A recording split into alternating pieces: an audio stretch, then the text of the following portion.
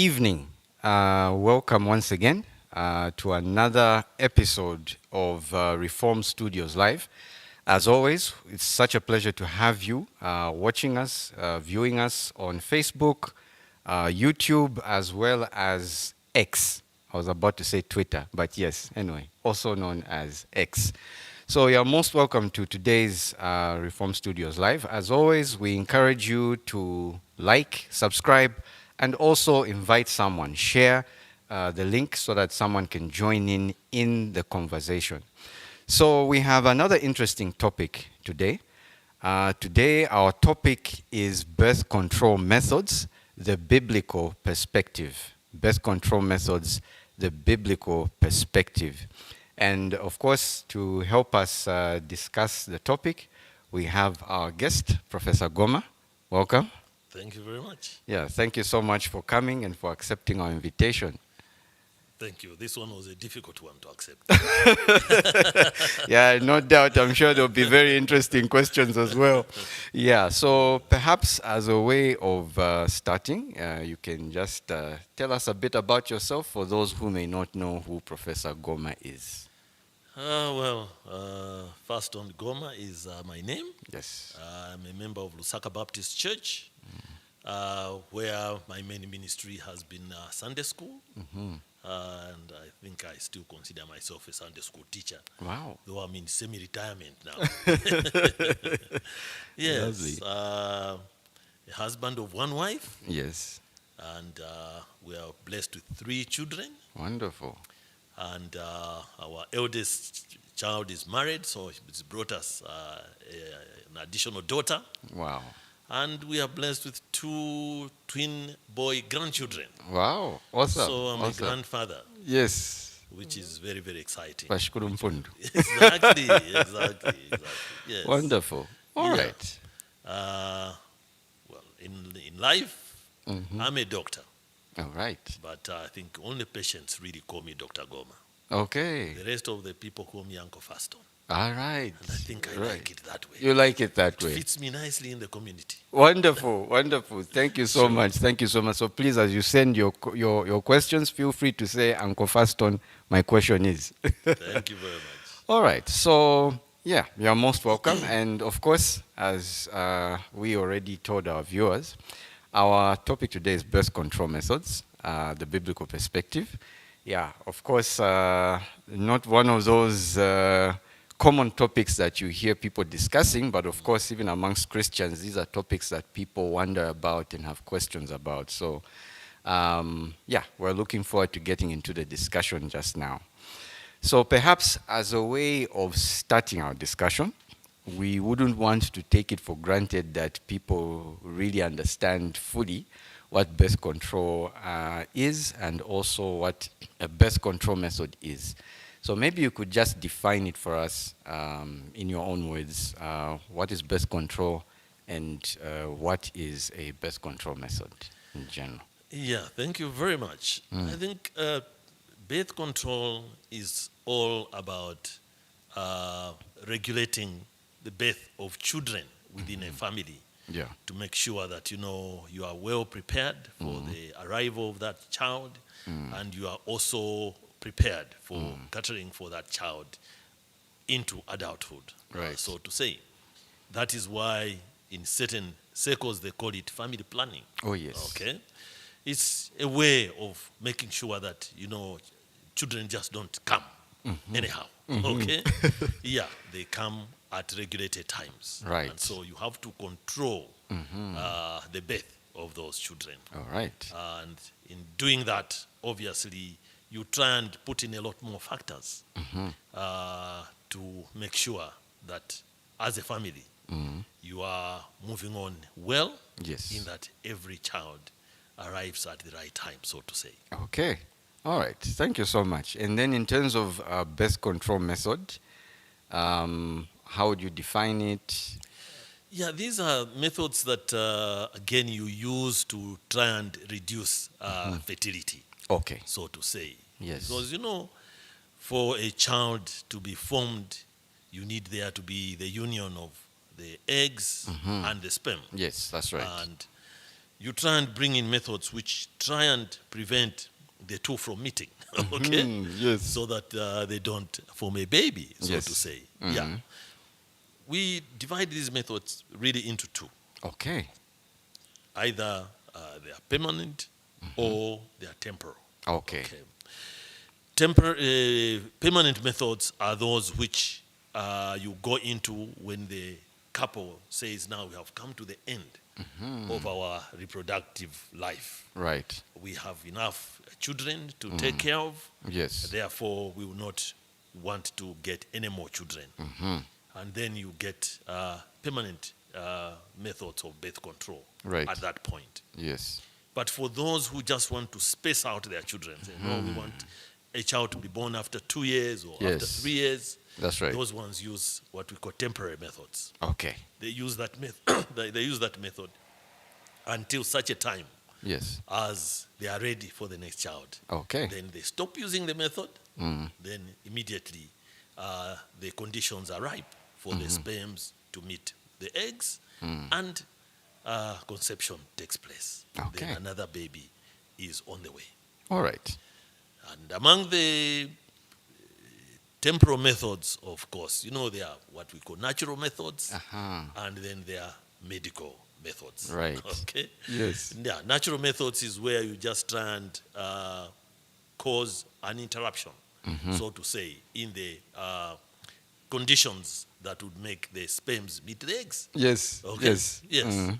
Whereas these medical methods, you would want to actually suppress. Right. Okay? Either, you want to suppress egg release Yes. from the ovary, or you would want to suppress sperm release Okay. from the men's testes. All right. Yes. Okay. So basically, I think that's it. That's Yes. it. No, thank you so Yeah. much for the explanation and just defining it for us well, so that we are at least aware and on the same page in terms of what birth control is and what a birth control method is. So perhaps going into our conversation a bit more, most people, of course, know that Scripture talks about when God created man in Genesis 1:26, and then in Genesis 1:28, he blesses them and tells them to be fruitful and to multiply. How would you, both as a Christian and a medical professional, interpret this command in the context of family planning today? Because there are some who would say, no, we have to be fruitful and just multiply. exactly. Yeah. I mean, everyone would want to play their part Yes, in yes. feeding the earth. Okay. Right. I think the problem is that in God instructing Adam and Eve Yes. to fill the earth, He didn't say that they were going to do it on their own. It's just us. No. Everyone has to contribute Yes. towards feeding this earth. And so I think we need to start from a premise of appreciating that bearing children or rearing children is a command. Yes. And so everyone must look forward to having a family, Yes. and within that family structure, bring forth children. Yes. Thinking otherwise, we would be sinful. Okay? Yes. Yeah. And so, in as far as everyone is made fertile, they ought to exercise that fertility Yes. by bringing forth children who will bring forth children who will bring Yes. forth children, and all of them together will help tend this earth, Okay. which is the chief duty of man being placed on this earth. That we Okay. have stewardship over the resources that God has placed on this earth. Yes. So each one of us must contribute towards taking care of those resources. Okay. And so everyone must have children. Okay. Yes. Yeah. Yes. And everyone must take care of those children so that they become productive adults, so to say. Yes. And that is where birth control comes in. Right. Okay? Right. Because for you to do a good job rearing these children, you ought to give yourself enough time. Right. Right. Look after them, mentor them, and make sure that they keep the milestones Yes. that will bring them up into responsible adults, Yes. so to say. Yes. Yes. And so, when we talk of birth control, it's not that we are prohibiting people from having babies. No, Yeah. no, no, no. We are just trying to get there to be space Yes. between the Yes. birth of these children. Right. Medically, that is of great help, especially to the mother Ah, who yes. carries these children. Yes. Okay. Because after the womb, has kept one baby for 9 months, Yes. and then the baby comes out, you need to give it time to actually get back to its Ah. natural state and get ready for the next baby. Okay. You also Okay. ought to give time for the mother's, hormonal system Right. to get back into normal, Okay. where then she starts again having her periods normally, Okay. and starts to attend to herself normally, Yes. so to say. Yes. And when all is back to normal, Mm. then it's now time for the next baby. Yes. Then they can get into planning for the next baby. All So right. all that we are trying to do is to make sure that the issue of child rearing Yes. Okay. Yes. goes in tandem Mm. with the command that God has given to Yes. the person. Right. Okay? Right. To fill the earth. But it's filling the earth with responsible human beings, Right. and with human beings who are well looked after. Okay. And to do that, you ought to have this spacing Okay. in the birth of the children. All right. Okay. No, thank you so much for that. And I love what you just mentioned there about the whole aspect of, yes, it's a command, but I heard you talk of stewardship. We are called to be stewards, and to be responsible. In fact, when you were saying that, it actually crossed my mind. I thought about the fact that God gave Adam all the fruit trees to say, from these you can eat, but God didn't mean finish all the fruits, Exactly. without room for them to, reproduce. So yeah, and also I think what has stood out for me is also the aspect of allowing for the birth mother's body to recuperate. I think a lot of us don't really think about it in those lines. We just think it's to produce. Yeah, unfortunately, in a lot of ways now, birth control has become an economical factor. Say, Yes. no, we can't have so many babies. Where are we going to get school fees for them? Where are we going to get?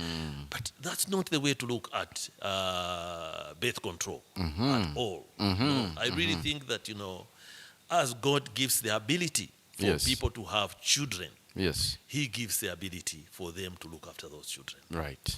Right. And so I think, this issue now of people having just one child or two children, I think in a lot of ways it's wrong.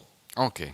Yeah. The people must bear children, Yes. And so to me, probably 4 or 6 Yeah. would be a good number, yeah, But if yeah. you have, time to look after more, please go ahead. Yes. Yes. Have more babies, Yeah. But really restricting a family to just 2 children, just because those 2 children are the ones that you are going to afford to send to Mperembe, I don't think that's a way to, Yeah. to Yeah. look at life. Right. Not at all. I think children are born with specific purposes, Yes. okay, Yes. by God's design. That's right. And so restricting yourself using your own human wisdom is not really the best of things to do. Yeah. I can Yeah. see. I mean, in my family, Yes. I was child number 7. Wow. Okay. Okay. Yes. When I look at each one of us Yes. in the family, Yes. I can see that we are so different. Yeah. And I was wondering what would have happened if my parents had said, "Let's just have 4." Okay. Yeah. And the 3 of us would not be here. But then the family would not have the joy Yes. of having us. That diversity. Exactly. Right. And so the 3 of us added some flavor to Yes. the family. Yes. Okay. Yes. Which the 4 Yeah. did not have. You Yeah. see? Yeah. And so I think there is a lot more to benefit from large families That's right. in a lot of ways. Okay. And so as believers, I really think that, we have a duty Yes. to size our families well. Yeah. Yeah. Okay? Yeah. Yeah. But because we are also a people who have the ability to nurture our children well, to bring them up, in the Fear and likeness, admonition of the in the Lord. fear and admonition of the Lord Yes. Jesus Christ, I think we have a responsibility to have more, Yeah. on Yeah. our side, Yeah. And so I really think that, we need to rethink, Yes. okay, birth control, try and put it into context Yes. Yes. so that we go out and each of us must enjoy Yeah. their fertility. Right. So to say, as God grants the ability, Yes. let us have the Yes. children. Yes. Let us look after them Yes. and let them contribute to what is going on in our country, so to say. Indeed. Thank you so much. So you're watching Reform Studios Live. If you just joined us, please, you are most welcome. Our topic for today is birth control methods, the biblical perspective. And we have Professor Goma, also known as Uncle Fastone, here to help us discuss the topic. And so please do tell us where you're watching from as always. And of course, feel free to post your questions and do share. It's never too late to join in and for people to learn about the biblical perspective of birth control methods. Of course, already I can see our usual, almost I would say number one viewers on YouTube, Isaac and Stella Tobaze. They say we are watching from Uganda. Oh, great. You are most welcome. You are most welcome as always. Thank you so much. Facebook, of course, you also let us know where you're watching from. Do tell us and do post your questions as we proceed with the discussion. So now, Uncle Faston, we have talked about the whole aspect of course, birth control, and we've given it that biblical perspective, and the family planning as well. Now, in terms specifically about birth control methods, are there specific birth control methods that perhaps from a medical or ethical standpoint raise greater concerns for Christians? Perhaps, methods that potentially cause premature termination of pregnancy. Anyway, I'll leave it to you to highlight. Exactly. I think the more specific you are with the questions, Yes. the better Yes. we'll get the discussion. That's right. Yeah. Now, there are certain methods which are of concern, of course. To Christians, yes. Exactly. For us, we believe life begins at conception. Right. Okay. Yes. And so anything that happens to the fertilized egg, so to say, is an abortion. Okay? And that is murder. It is a sinful act. And I really think that is where we would want to every time examine a method. This method that is being used for birth control, what exactly does it do? Right. Okay. Right. As I said, for us, I think we want to promote those methods which prevent the egg from fertilizing, from being fertilized by the sperm. Okay. And that way, you are just putting a barrier there. Okay? So you are not aborting anything, so to say. Okay. Yes. Okay. But there are certain methods, like there are certain loops. Okay? There's a loop that you may put into the womb of a woman. Okay? And that loop is there to make sure that, when the fertilized egg comes into the womb, it doesn't stick to the wall of the womb. And so it doesn't grow. Okay. Okay? Okay. So for us, really, that type of method is a method that causes abortions. Okay. Yes. And so we would not really promote that. Okay. Yeah. In every way, I think whatever happens to the baby, so to say, Yes. growing Yes. after the fertilization has taken place is to us a sinful act. Okay. And I think those are the methods that would be discouraging. Yes. Yeah. Yes. Okay. So, and if I hear you, it means that even as a couple who are maybe a young couple, they are starting out, it's important that they find out, like you said, Exactly. what exactly does this particular method do? What exactly happens? How does it prevent? Yeah. Because then they can then make an informed decision about whether this is something that would be ethically acceptable as a Christian. Exactly. Right, Exactly. right. Okay, thank you so much. Please do share your questions if you have any. Now, moving on in our conversation, from your experience, what is the Zambian or African cultural perspective on family size and birth control, and how does Christian faith either align with or challenge these norms? Well, I think to a large extent, the Zambian community Mm, expects people to be productive. right. And so, as their children become mature, Mm, they expect them to marry. And once they marry, they expect them to have children. yes. And to some extent, I think the expectation Mm, is to have a child almost every 2 years. right. Okay. That I think was the teaching in my village. Ah, And I think that, it's generally acceptable everywhere yes. else in Zambia. Right. And to some extent, they are they are right Mm, in anticipating mm, children to be born every 2 years, because that is how the hormonal cycle tends to move Oh, in these really? women. Once they Really? give birth, the breastfeeding Uh, is a very good protective factor okay. for contraception. Uh-huh. It actually encourages the body to put out hormones which suppress the release of eggs. Okay. Okay? Okay. And so you find that, as the child goes beyond 18 months, Mm-hmm. the women tend to breastfeed less. Okay. And Yes. so then the body tends to get back to its hormonal to its hormonal state. Okay. And if they stop breastfeeding, Mm. then the release of eggs comes straight back. Wow. Okay? Okay. Okay. And so that usually happens between 18 months well, I should say between 12 months and 18 months. Right. Thereabout. Right. So Okay? naturally. So naturally, yes. Wow. Okay. Then another child comes. Okay. Then another child comes. Mm. Yeah.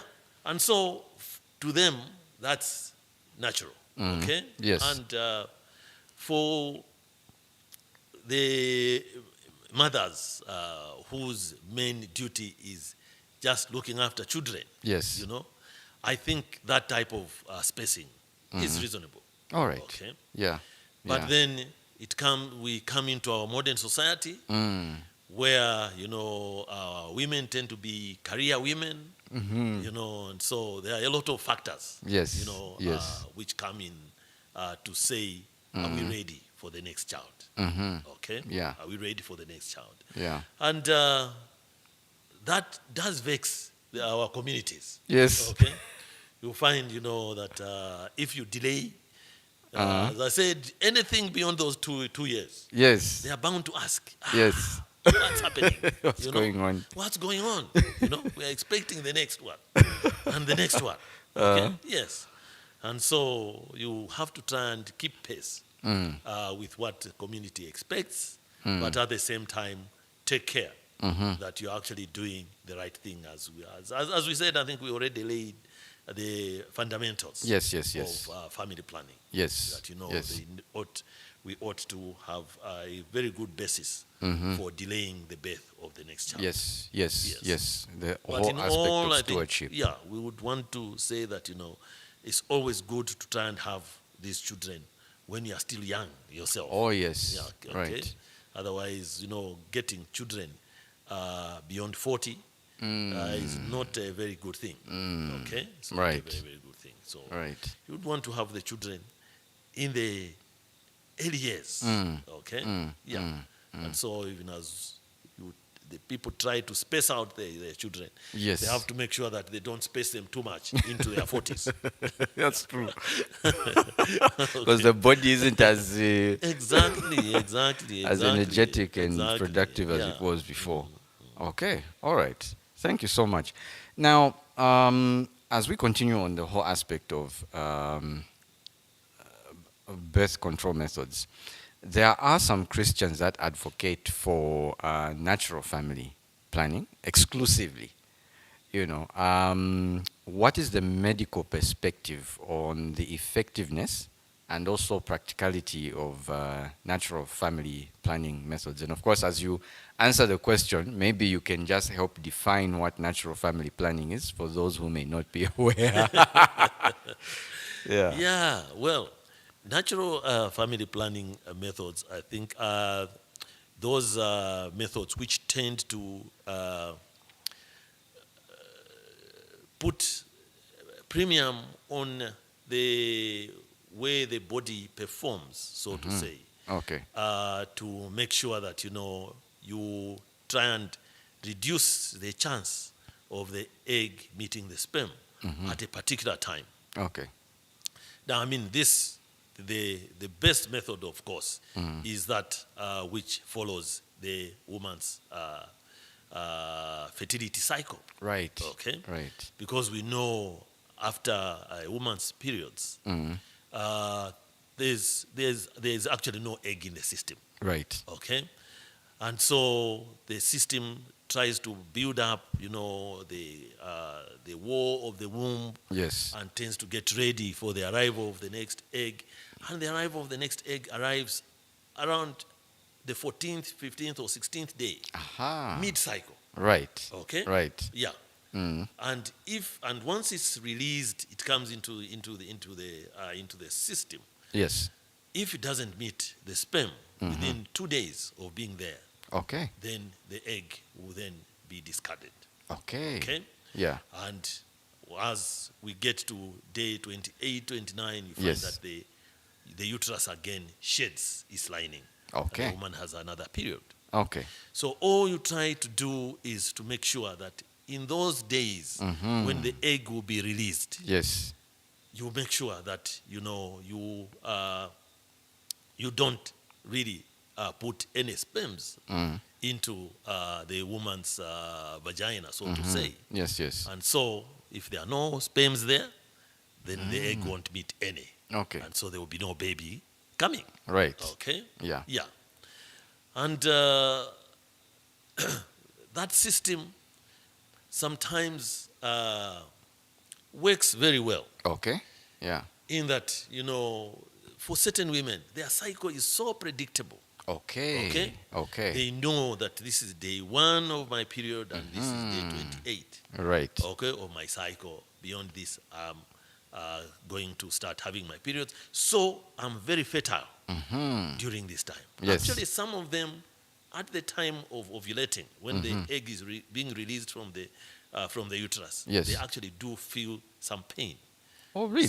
So they would know, oh yeah, my egg has been released. Wow. Okay. Egg is being released today. Okay, yeah, and then obviously for those who are very keen on trying to monitor their cycle, they can actually use a thermometer to measure their temperature. Okay. There are particular temperature changes Okay. which would predict the release of the egg, and so the woman knows, Oh. oh yeah, Okay. the egg actually will be released. Yes. So we avoid meeting during these days. Okay. I think that's the most scientific natural method that is being used. Okay. Now, for that one, Yes. you have to be ready for disappointment, so to say. Yes. Because the sperms also have a life have a lifespan. Right. Okay. Right. So you can imagine that if you stop meeting at day number 12, Okay. thinking that the egg will be released on day number 16. Right. What if it gets released on day number 13? And someone inside there is live and kicking. Exactly. Some sperm is waiting for it somewhere. So the failure rate of the natural family planning method is very high. Oh, Okay, it's very, very okay. high. Yeah. Yeah, and so you have to try and use several methods to make it work well. Okay. Okay. Okay. One of them, of course, as I said, is the issue of making the woman breastfeed a lot. Okay. Okay. Yes. That way, you are actually suppressing the release of that egg Okay. at that time. So Yes. during the time that she's breastfeeding so much, Mm. there will be no egg in the system, and so at that time, Okay. you can meet, and there will be no conception Okay. taking place. Wow. Yeah. But otherwise, if you really are not ready for a baby, Mm. during those days of suspected fertility, Mm-hmm. you may have to use what we call barrier methods. Okay. This is where you have to use condoms. Okay. Okay? Yes. So that the sperms don't actually get deposited. Okay. And they don't swim into Yes. the woman's womb to look for the egg. Right. Yes. Right. So you may need to try and add in those barrier methods just to try and make sure that Yes. there's no eventuality. Yes. Yes. Okay. Uh-huh. Otherwise, if you are depending on just the natural family planning method itself, Yeah. you Yeah. have to be Yeah. ready. You have to be ready Exactly. for a surprise. Yeah. Yeah. Or if the counting is off somewhere. I thought this was day number. Exactly. I think that is where problems come in. Then, obviously, the other the other natural family planning method that could be used Okay. is the method that has been described in the Bible, Okay. as coitus interruptus, Okay. meaning that, the man deliberately ejaculates outside the Okay. vagina. Okay? All right. Mm. Yeah. Now, that one, again, is another very, very risky type Okay. of technique. Yes. Okay. Yes. Yeah, because you would never be sure that everything has been deposited Yes. outside. Yes. Some may just get in. Ah. And, sperms are very, very astute in their actions. Okay. Yes. Yeah, and then they like swimming. Uh-huh. So wherever they are given that environment, they are gone. They are gone. Exactly. Okay. Yeah. All right. Okay. Very insightful. Very insightful. You are watching Reform Studios Live. Thank you for tuning in. We are discussing the topic Birth Control Methods, the Biblical Perspective. And we were just from discussing medical perspective on the effectiveness of natural family planning. And of course, with us is Professor Goma, also known as Uncle Fastone, here to help us discuss the topic. I can see here Sonia Omohoza is watching us via Facebook. Sonia Omohoza, she says Sonia Omohoza watching from Rwanda. Okay, thank you so much, Sonia, for tuning in. Do send in your questions. We also have Joe Chasonga watching from Livingston as well. So please keep the comments coming, keep the likes going, and also do share with others so that together we may learn. I'm already learning a lot. Seriously, I am. Even though I've been married for a couple of years, but we learn a few things here and there. We never stop learning.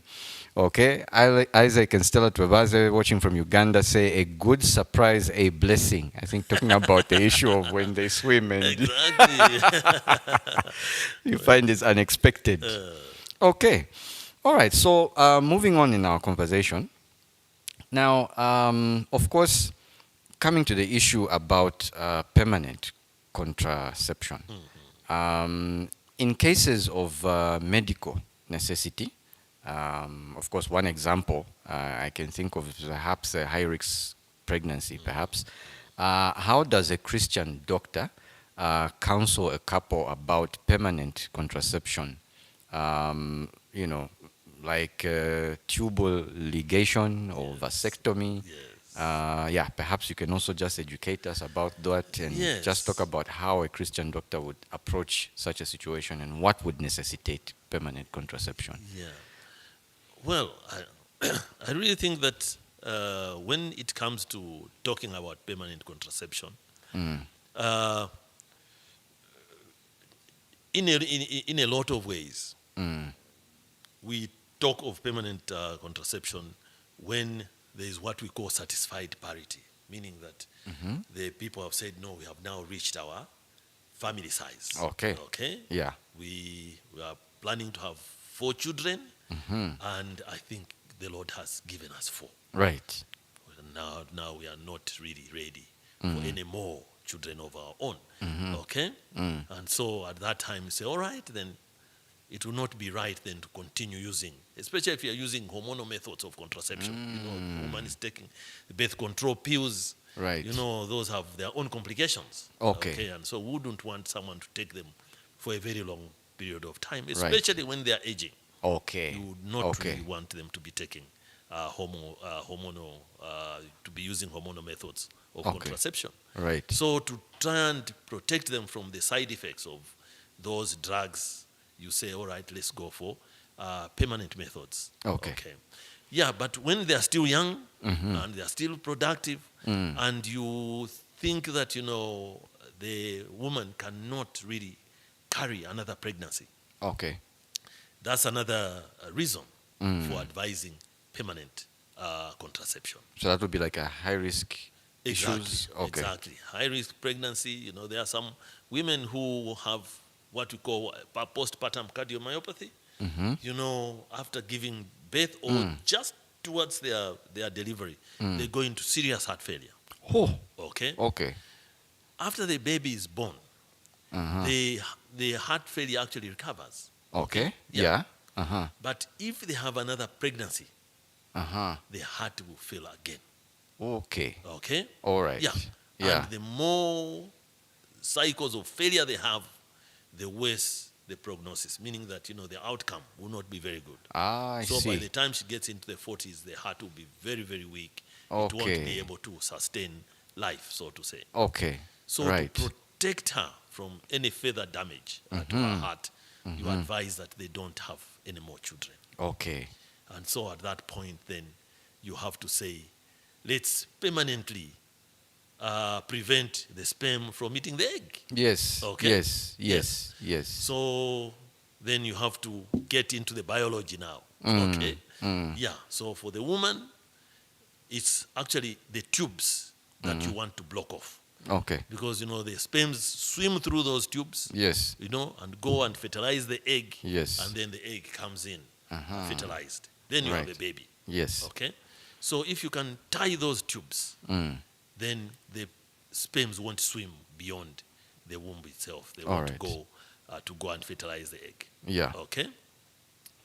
And you can also go to the man, okay? And tie off the tubes that brings the sperms from the testicles. Okay? Yes. From the testes, there are tubes there which bring sperms into the penis. Okay. And that is what then deposits these sperms into the woman's vagina. Right. Okay? Right. So those tubes are called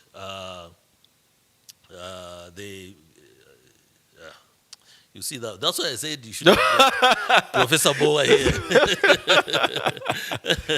Yeah. He's the man who talks about those tubes. Yes, yes, yes. Okay? Yeah. But when you tie those tubes, then you say you have done a vasectomy. All right. Okay? Yes. Yeah. So if really as a doctor you have to advise, the best tubes to tie are the tubes of the man. Oh, really? Yes. Not the. No. Yeah, because I was about to ask to say. Yes. Anyway, yeah, go ahead. Because, you know, to tie the tubes of the woman, you actually need to operate. You need to get into the abdomen. Oh. Okay? To tie those tubes within the pelvis itself. So it's a major. It is a major a major operation, operation. So to say. Oh, yes. I see. Whereas for the men, these tubes are outside. Okay. They are just on the side of the scrotum. Yes. And so they are very, very easy to access. Scripture Okay. fulfilled. Lay down your life, husband, for your wife. Thank you very much. I think that is the information you must take out. To them. Okay, I Say, see. please, husband, lay down your life for your wife. Okay. Yeah, that's interesting because normally, logically, you would say no, it's the woman who has to. But then, like you're saying, if it's a high risk situation, why take us through this major, Exactly. You you know? know. Okay, Yeah. that's interesting. And the vasectomy is a very easy operation to do. Men, you've Okay. heard. Yeah. Most of the times, you just use local anesthesia. Okay. Right. Just inject around the tube, then you make a small cut. You bring out the tube and you tie it. Okay. That's it. Okay. 4 or 5 days, it's healed. Okay. Yeah. Sorry, I'll ask a question that, of course, was not amongst. Can it be undone for men once it's? The vasectomy, we have to ask Prof. Boa. That's a topic for another discussion. All right. Theoretically, Interesting. yes. Okay? Theoretically. Theoretically, yes. Okay? You need to actually use a microscope. Okay. Yeah. And then Theoretically, you have to, yeah. exactly, because once you tie them, the healing forms scar tissue at the end. Okay. Yes, So yes, for you yes, to yes. cut off this scar tissue, then make sure that the tubes Yeah. are again aligned. Yeah. Oh, it's quite an operation. Okay. All It's a right. microscope. Yeah. But theoretically, yes, it can be undone. Okay. Yeah, but the key takeaway, I guess, is what you've mentioned to say the easier one is for the man in the case where you see that this is a high risk situation and yeah. No, not where you see this a high risk situation. In all situations. Oh, in those situations. Once Okay. the couple has just said we are done, Yes. we want permanent, Mm. the first person to go for is the man. Okay. Okay. Yeah, and I guess Yes. especially if a woman has had a lot of C-sections. Oh, that is more difficult. Yeah. Exactly. Yeah. Exactly. Yeah. So I think we need to get our men Okay. to Man up. man up. Exactly. Exactly. Wow. Okay. This is very insightful, Uncle Fastone. You're welcome. Very insightful. Okay. So now someone is asking a question. Our friends from Uganda. I think maybe you may have, what's this? You may have answered it. They're saying, what happens to the eggs or sperms when the tubes are tied? Can the tubes be tied temporary? Now, of course, for the men, I think you've already answered. Yes. Yeah, but for the women. For the women, well, as I said, theoretically, you can actually reverse the operation, even in women. Okay, yeah, you can you can reverse that operation. But in my view, there is very little reason why we should do that, especially us who are believers. There are a lot of babies out there who are looking for parents. Right. And so if, after the tubes are tied, you really yes. want to still rear another child, Yes. I think the best thing to go for would be adoption. Oh, yes. Because there are a lot of children who are looking for homes, Yes. looking for nice Christian homes where they can grow up from. Mm. And so rather than, go for a difficult operation so that you can have your own baby, I think adopt. Yeah. Yeah. To me, especially, that would be more honorable, and you'll be doing a better service of parenting. Yeah. Okay. So, what happens to the egg if the tubes are tied? Well, what happens every time Okay. an egg is not fertilized is what happens to them. Okay. Okay. Okay. The eggs are actually released into the abdominal cavity. Oh. Okay. Okay. And then they migrate to come to the tubes, and then they enter the tube to come into the womb. Okay. So if the tube is tight, then either they just die off within the abdominal cavity, or they may come to the fallopian tube and then just disintegrate there. Oh. Okay. Okay. Yeah, and they're absorbed back. Exactly. Okay. And for the sperms, sperms actually keep being formed, okay? Because they are really a product of testosterone. So as far as, Yes. a man's testosterone is coming into the system, it actually drives the testes to produce the sperms. But then the tubes are tied, okay? And so they can't come out actively. So Yes. with time, they actually die off, and they again get absorbed into the system, Okay. just like any other cells in the body which are formed and then dissipate. Okay. Yeah, All Uh-huh. right. So that is why, in using these methods, you don't actually reduce people's potency. Okay. Okay? Okay. Yeah. I Okay. think a lot of people think that, once you tie their tubes, especially men, they think that once their tubes are tied, then they will become impotent. Okay. No. I see. They Okay. remain as potent as ever. Yeah. Okay? Yeah. Yeah. It's just that the sperms actually don't come out. Okay? Yeah. Okay. All right. Thank you so much for that. Yeah, and especially that misconception. Yeah, about what happens. Since we're still talking about issues of contraception and the like, Sonia from Rwanda is asking. She says, "Uncle, what would you say about birth control pills and abortion?" and abortion. Some people do think that they are just pills. Yeah. So I know you touched a bit on it. Yeah. Yes. Naturally, well, I should say that the commonest birth control pills we have are those pills which disturb the hormonal system of the Okay. woman, and so they prevent the eggs from being released. Okay. Those are the ones that we have always promoted, Okay. and that is the normal contraception that we go for. Okay.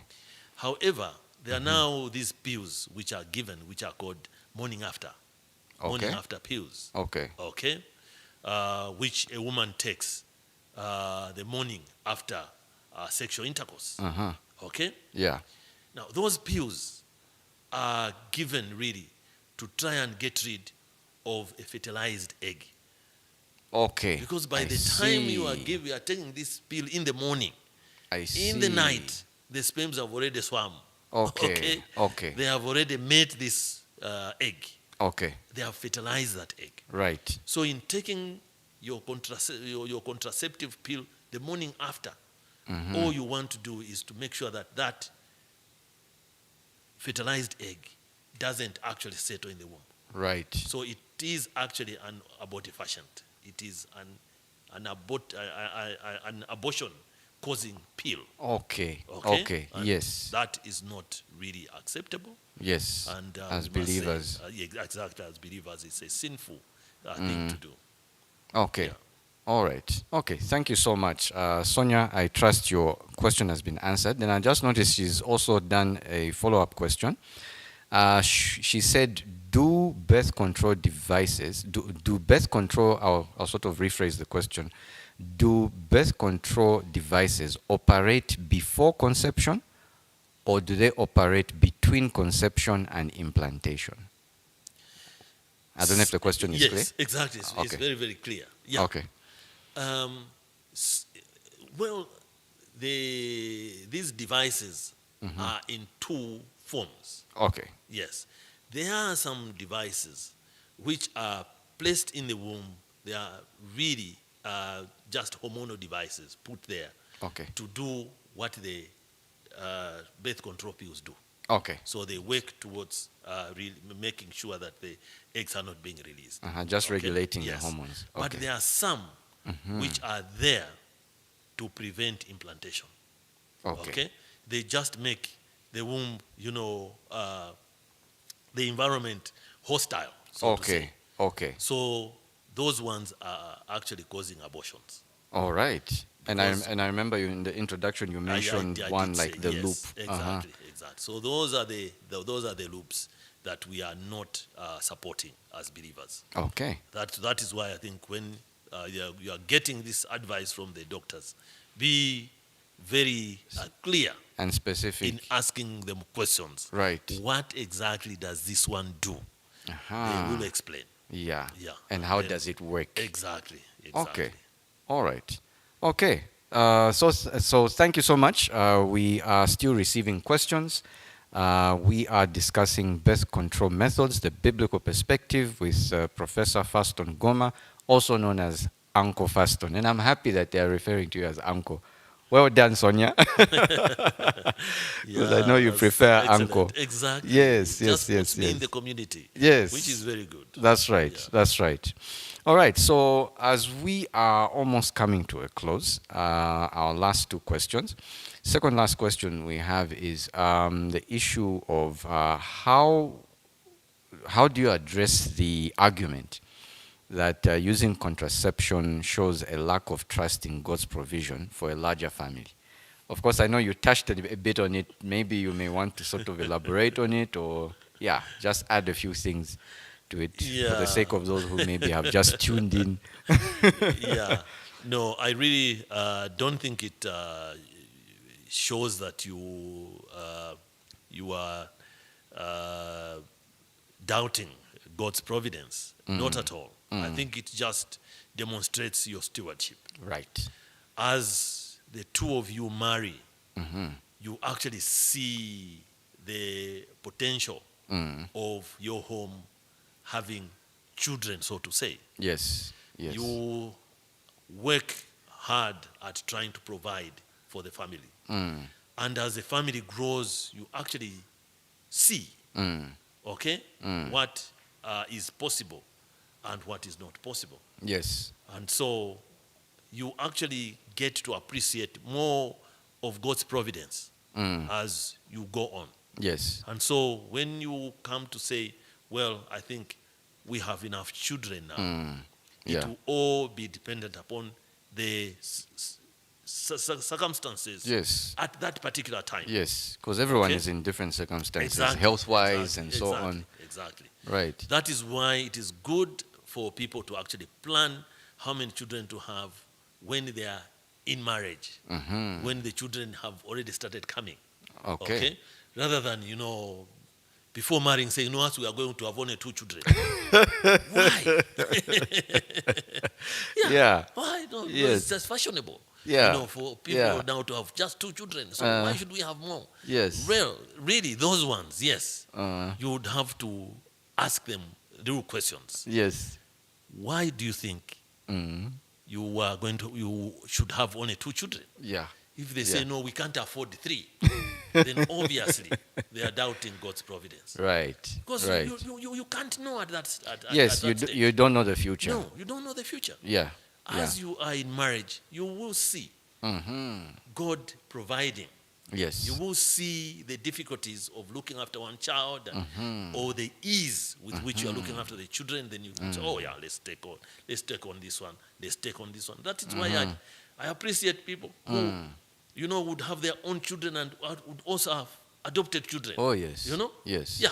Because sometimes they'll say, well, there's a gap, okay, between Yeah. this one and this one. I think Yes. we can fit in another child here. Right. God is providing, and so you are able to actually grow your family as well. Right. And I think for me, it's just for you to be a good steward Right. of the resources that God has provided for you, Yes. and also to know that you have a duty of looking after these beings who God is bringing under your care. That's right. That's right. All right. Thank you so much for that insight. Just looking out to see if there are any more questions before we come to our concluding question. So far, none, but thank you so much for those engaging and very good questions that were asked, both on Facebook and also on YouTube. So as we come to a close, what practical advice, and I know you have been already mentioning the whole aspect of find out what the particular birth control method does, yeah. But maybe in addition to that, what practical advice can you give to a Christian couple who are prayerfully considering their options for family planning? And I know we've touched on a lot of things. Yes. Is it worth them going for a medical checkup, to know? Or some things, I guess sometimes you don't know what will happen in the future, like you said, and we don't know how someone will react when they become pregnant. But perhaps, what practical advice can you give to a Christian couple who are prayerfully considering their options for family planning? Yeah, well, I really think that, as people are planning to marry, they ought to get to appreciate I shouldn't call them medical services. Right. Should call them health services. Yes. Okay? They should get to appreciate health services that are before them. And that should actually prepare them for what is to come ahead. Oh, so they Okay. educate themselves. Exactly, exactly, Okay. exactly. Okay. That is why, now we're saying that, even before they marry, can they have, the HIV test done? That gives them, options for meeting. And now we are actually also talking about sickle cell disease. Oh, I think yes. we are having a lot of sickle cell disease in Zambia, and so we would want people to know: are they carriers? If they are carriers of the sickle cell trait, that will guide whether they should go ahead and marry in the first place, or if they want to marry, should they go ahead and have children? Then they know the risk that they are taking. So maybe, Yeah. doctor, sorry, I'll interrupt you there. For the sake of those who may not understand the implications of being carriers and what happens when a child who is a sickler is born sickler. I hope I'm Yes, using the right exactly. term. Yeah. Thank you. Yes. Maybe you could just sort of elaborate on that one, Yeah. because most people know HIV, but most people don't know. And I have to admit Sickle that I cell also disease. only Yeah. found out, I think, after we had been married almost 10 years, Yeah. that people were saying, no, even this aspect is important. So Exactly. maybe you could Yeah. just elaborate Yeah, a now bit. sickle cell disease is a disease where the blood cells don't form very well in someone's body, and they tend to have the form of a sickle. Yes, Okay? like a crescent moon. Exactly, Okay. exactly. And because of having that funny shape, they don't move through blood vessels very well. Okay. So they block the blood vessels and they cause a lot of problems in a child. And those problems are what we put together as sickle cell disease. Okay. Okay. Now, this abnormality comes in as a result of uh, genetic Yes. makeups. Okay. So it can be inherited. Exactly. Even you yourself, even if you yourself are not suffering from it. Exactly. Okay. Exactly. So most of the people who are in good health are actually carriers. Okay. And you can have both men and women being carriers. Yes. Okay. So if carriers marry and somehow at the conception of the baby, it's the genes of the sickle cell Right. that meet, Yeah. then you have a child who actually is doubly sickle cell. Oh, wow. Okay. And with that formation, the cells in that child's body would definitely be abnormal, Okay. and the child will have sickle cell disease.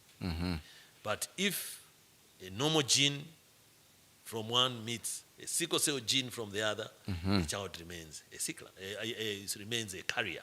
Oh, I see. Okay, yeah. Okay. But sometimes a normal gene from the man and a normal gene from the woman meet, and so the child is perfectly fine. Okay. Okay. Yeah. So in all, when we are talking of chances, we say there's a 1 in 4 chance that a child will be a sickler Okay. if 2 carriers marry. Oh, 1 in 4. 1 in 4. Okay. Yes. But that is a very, very high chance. Right. That is a very, very high chance. Right. And so, because of that, we would want them to actually know their sickle cell status as well. Yeah. Yeah. But when they marry, they always have to think of these methods, Okay. saying which method are we going to go for, and what are the advantages and disadvantages of using this method. Okay. Yeah. As I said, the best, of course, is where you want there to just be a barrier without manipulating one's hormonal system. Okay. Okay? All right. So if it is possible to do that, that, in my view, is the best option that you can have. Okay. Okay? But then you find that, some of the hormonal methods we are using are actually very low risk, so to say. Okay. That the birth control pills, some of them have very few side effects. Okay. Okay? Okay. And they are very, very easy to take, and you find that, the woman is very, very consistent in taking them. That gives you a little more room, Yes. a little more freedom Right. to enjoy uh, your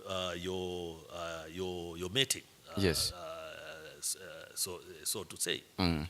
Yeah, and so again you have to consider, okay, Okay.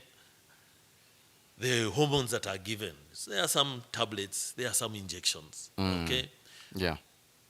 Both of them, have their own profile of side effects and things like that. Right. But the health workers are there to Yes. explain. Yes. But it's always good that the man and the woman Mhm. hear this story from the health worker together. Yes. Okay. Yes. Yes. Yes. Together. So that you Together. appreciate Uh-huh. exactly which method you are going for and why you are taking on that method. Right. Because, as I said, sometimes you have to help each other. Yes. As I said, if you are just using, these natural methods, there are these periods when you have to Yes. use barriers. Yes. Okay? So you have to know when she says, today is a condom day. Yes. You shouldn't be wondering what has happened. Why did I use a condom today? No, What's no, no. happening? What's going on? Yes, what's going on? It's just that she's saying, no, I think now I'm getting into my fertile period. Yes. So let's Yes. use some barrier here. But now I'm safe. We can meet without these barriers. Okay. But really, I think the health workers are there to explain these things. Yes. To make sure that there's a full understanding Yes. between the two. Yes. And then, as I said, when it comes to them finally saying, I think we have enough family, Yes. they should again sit down and say, okay, who among us now is having the tubes tight? Yes. Yes. Yes. Yeah. All right. Okay. Thank you so much for that. Very, very insightful. We have Sylvia Mbumapiri saying, my husband and I are watching. They're taking heed to your advice. We are finding this very insightful. Thank you so much, Sylvia, for that comment and for that encouragement, knowing that you are watching and are also learning. Uncle Faston, I think I have really, really learned a lot. Thank you so much for having come through to help us discuss this pertinent topic. And I think having been married a couple of years, you think you know it all, but but I've learned a number of things, and I'm sure it's the same for us as well who have been watching. Please do like the page, do share your comments, and of course, as always, even after the show is done, these shows are available as already recorded shows, both on Facebook and YouTube. So do share. Someone can still learn something, even though they may not be watching live. But I think the key takeaway, like you have said, is that couples ought to educate themselves about what these birth control methods are, and educate themselves, if I hear what you're saying, with the right people. Exactly. Not just the neighbor next door. Latest pill on the market, can she? It's something that will just abort. Yeah, so people just need to really ask the important questions, be as specific as possible as husband and wife to say, tell us, what does this thing do? Advantages and disadvantages. Well, thank you very much. The pleasure has been mine. All right. I was very hesitant to come and discuss this topic because it's very far from my area of specialization. Well, I was encouraged that it's really the ethics of birth control Yes. that we are coming to discuss. Yes. So I hope we have opened Yes. a box Yes. through which Christians can then discuss further. Yes, indeed. Also, I think we need to keep encouraging larger Christian families. Right. And so let's go for it. All right. Thanks. With those words, we've come to the end of our topic for today. This is Reform Studios Live. Please be on the lookout on our various pages when we'll be announcing our next topic for next week. Hopefully over the weekend, we'll be able to send out a message. But for now, thank you so much for having come through and watched us via Facebook, X, and also on YouTube. Until next time, on behalf of myself and Uncle Faston, it's good night and God bless.